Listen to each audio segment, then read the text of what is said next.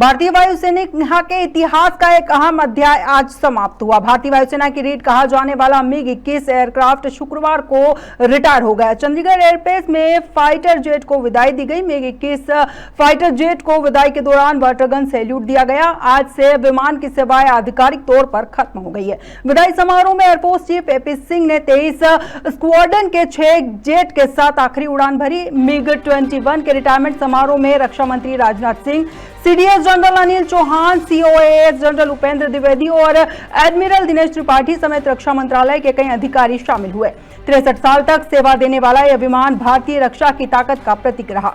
बता दें कि MiG-21 भारत का पहला सुपरसोनिक लड़ाकू विमान 1963 में भारतीय वायुसेना में शामिल हुआ था। इसके बाद यह विमान 1965, 1971 और 1999 के युद्धों में पाकिस्तान को धूल चटाने और भारत की सुरक्षा में अहम भूमिका निभाता रहा। राजनाथ सिंह ने MiG-21 के योगदान को गोल्डन लेटर से वायुसेना के इतिहास में दर्ज बताया। MiG-21 की खासियत थी इसकी गति।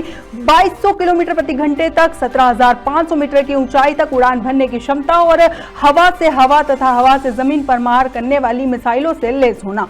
इसका छोटा पर शक्तिशाली डिजाइन इसे तेज और घातक बनाता था। राजनाथ सिंह ने कहा कि MiG-21 ने कई युद्धों में अपनी ताकत दिखाई है। 1965 और 1971 के युद्ध में पाकिस्तान के अत्याधुनिक विमानों को चुनौती दी। कारगिल युद्ध में रात में दुश्मन ठिकानों पर हमला किया और 2019 में बालाकोट स्ट्राइक में F-16 को मार गिराया। 2025 में ऑपरेशन सिंदूर इसका अंतिम बड़ा अभियान था। कई सारे इमोशंस तैर रहे हैं, कई भावनाएं तैर रही हैं। मेरे मन में इस समय गौरव की भावना भी है, तो वहीं एक तरफ कृतज्ञता की भावना भी है।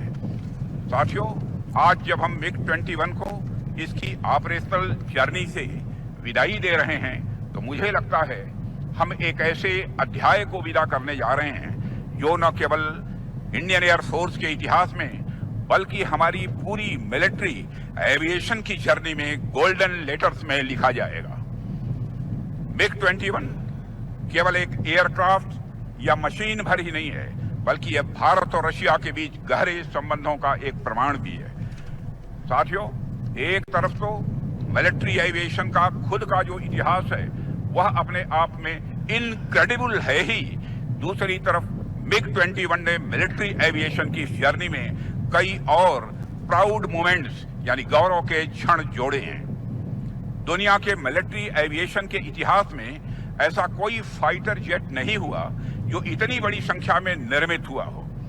दुनिया भर में MiG-21 के 11,500 से अधिक विमान बनाए गए और उनमें से लगभग 850 विमान भारतीय वायुसेना का ही वह हिस्सा रहे हैं। साथियों, यह संख्या अपने आप में इस फाइटर एयरक्राफ्ट की पॉपुलरिटी, इसकी क्रेडिबिलिटी और इसकी मल्टी डायमेंशनल कैपेबिलिटीज की एक टेस्टिमनी है।